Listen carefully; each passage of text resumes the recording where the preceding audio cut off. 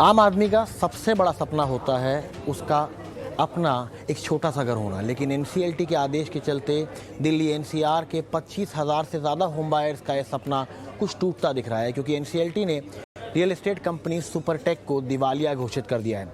Home buyers को किन किन दिक्कतों का सामना करना पड़ सकता है और उनका समाधान और क्या रास्ता होगा आगे, इस पर करेंगे चर्चा, लेकिन उससे पहले देखिए ये रिपोर्ट। सपना तो था सुपर डुपर एमेनिटीज से सजे आशियाने का, लेकिन इन सपनों पर अब पानी फिरता नजर आ रहा है। दिल्ली एनसीआर के 25,000 होम बायर्स ने सुपरटेक के प्रोजेक्ट में अपने घरों की बुकिंग कराई थी, लेकिन पहले तो पोजेशन का इंतजार लंबा होता चला गया और अब तो घर मिलने की उम्मीद कम हो गई है। वजह है दिल्ली एनसीआर की रियल्टी कंपनी सुपरटेक लिमिटेड का इंसॉल्वेंसी में चले जाना, यानी अब कंपनी के दिवालिया होने की प्रक्रिया शुरू हो गई है। दरअसल नोएडा, ग्रेटर नोएडा, गुरुग्राम और गाजियाबाद में सुपरटेक के कई प्रोजेक्ट अटके हुए हैं। सुपरटेक पर यूनियन बैंक का काफी बकाया था। हालांकि सुपरटेक का देनदारों पर कितना बकाया है ये साफ नहीं हो पाया है, लेकिन बार बार बकाया चुका पाने में नाकाम रहने की वजह से यूनियन बैंक ऑफ इंडिया ने कानूनी रास्ता अपनाया। बैंक ने नेशनल कंपनी लॉ ट्रिब्यूनल की दिल्ली बेंच में सुपरटेक के इंसॉल्वेंसी की याचिका दायर कर दी है। बैंक की इस याचिका को अब एनसीएलटी ने मंजूर कर लिया है। इंसॉल्वेंसी के लिए अपील दायर करने से पहले कोशिशें भी हुई। सुपरटेक ने बैंक को एक मुश्त बकाया लौटाने का ऑफर दिया, लेकिन बैंक ने इसे खारिज कर दिया और अब एनसीएलटी ने सुपरटेक को इंसॉल्वेंसी में डाल दिया है। इंसॉल्वेंसी एंड बैंक्रप्सी कोड के तहत एनसीएलटी ने insolvency resolution professional Hitesh Goyal को नियुक्त किया है।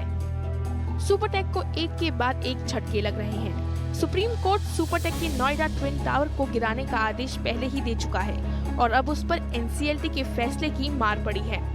लेकिन इस कानूनी पचड़े में अब फंस गए हैं वो 25,000 होम बायर्स, जिन्होंने सुपरटेक के प्रोजेक्ट में अपने घरों की बुकिंग कराई थी।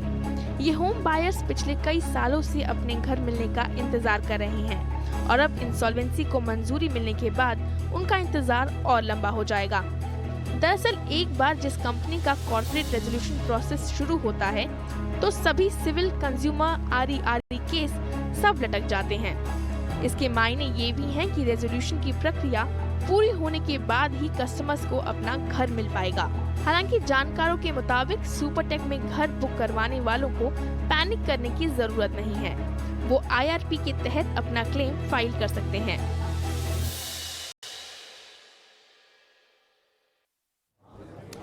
चलिए सर, बात करने के लिए हमारे साथ आदित्य परोलिया जो कि बायर्स के वकील हैं और अमित सिंह जो कि जॉइंट सेक्रेटरी हैं NEFOWA के, वो मौजूद हैं। आदित्य, मैं सबसे पहले आपसे पूछना चाहूँगा, जो आखिरी लाइन हमारे पैकेज में कही गई कि डरने की ज़रूरत नहीं है, क्लेम सेटल करा जा सकता है, क्लेम जा सकता है, कितना समय लगेगा इस प्रोसेस में? क्योंकि बहुत लोगों के पैसे अटके हैं, बहुत लोगों की EMIs अटकी हैं और उनको तो EMIs देनी है अंत में।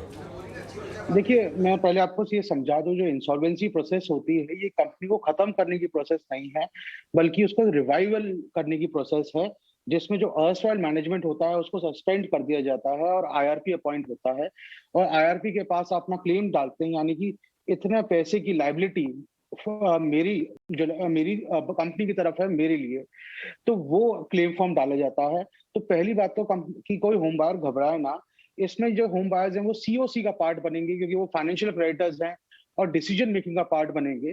कई जगह देखा गया है कि नई कंपनी को टेक ओवर करने के लिए आज जो इंसॉल्वेंसी, क्योंकि पहले बहुत नया एक्ट था, काफी मैच्योर हो चुका है, बड़ी बड़ी कंपनी आ रही हैं, बड़े बड़े टेक ओवर्स हो रहे हैं इंसॉल्वेंसी के अंदर, तो इसके थ्रू होम बायर्स अपने जितने ग्रीवियंसेस हैं उसको भी रिजॉल्व कर सकते हैं। हाँ, रिफंड का एक जो रास्ता है जो होम बायर्स को चाहिए था कि शायद उनको रिफंड मिल जाए क्योंकि इतने टाइम से प्रोजेक्ट नहीं बना है, वो थोड़ा मर्की हो जाता है, बट प्रोजेक्ट कंप्लीशन के चांसेस काफी बढ़ जाते हैं। टोटल टाइम पीरियड जो स्पेसिफाइड है एक्ट में वो 333 डेज है, उसके अंदर ये पूरा CIRP प्रोसेस खत्म करना होता है। अमित, मैं आपसे जानना चाहता हूं, क्योंकि आप होम बायर्स से काफ़ी बातचीत करते हैं, आप जानते हैं उनको, उनके मन में इस समय किस तरीके के, जब इस तरह का कोई डिसीजन आता है तो उनका पहला रिएक्शन क्या होता है और कितने घबराए होते हैं वो इस सब खबरों से?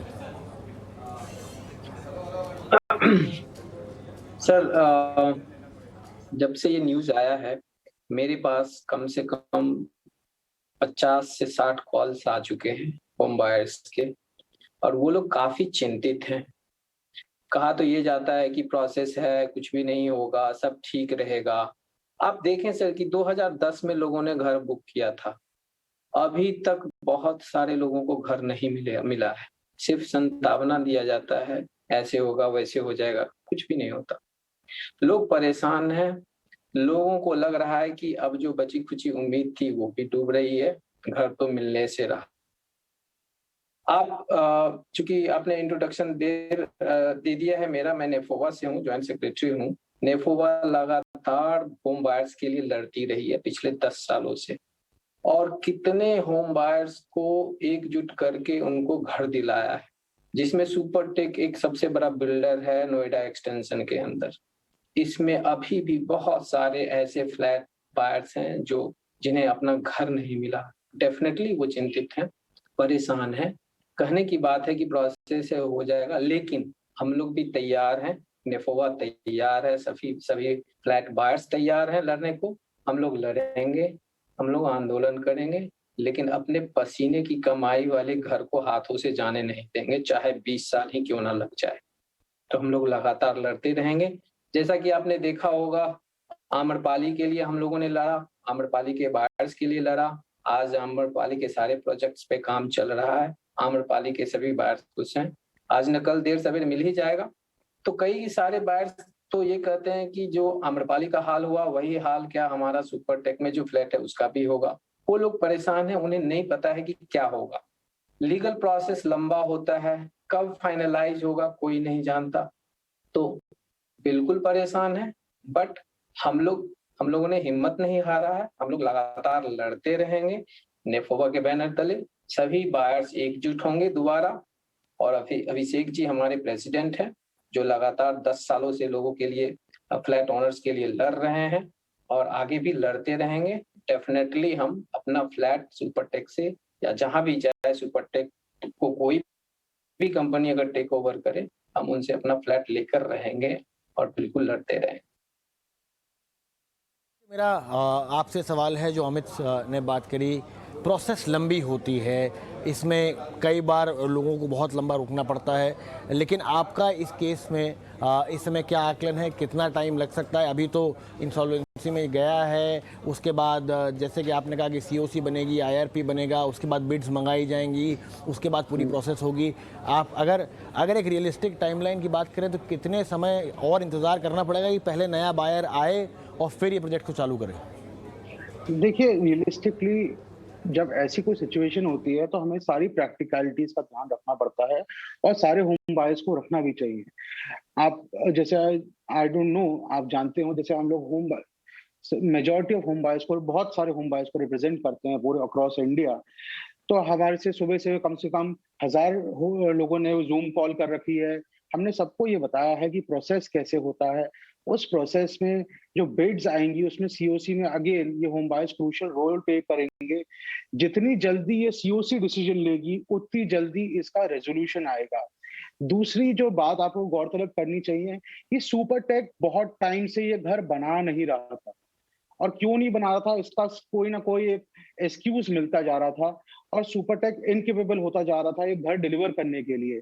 तो आज नहीं तो कल ये सुपरटेक को इंसॉल्वेंसी में जाना ही था। इनफैक्ट होम बायर्स की कम से कम 10 से ज्यादा पिटिशंस ऑलरेडी पेंडिंग है एनसीएलटी में सुपरटेक को इंसॉल्वेंसी में भेजने के लिए, क्योंकि जब कोई बिल्डर घर नहीं बनाता है तो होम बायर के पास दो ही ऑप्शन बचते हैं, या तो उससे रिफंड मांगे या तो उसे इंसॉल्वेंसी में भेजे और खुद एक प्रोसेस के थ्रू और उस प्रोजेक्ट को कंप्लीट कराया जाए।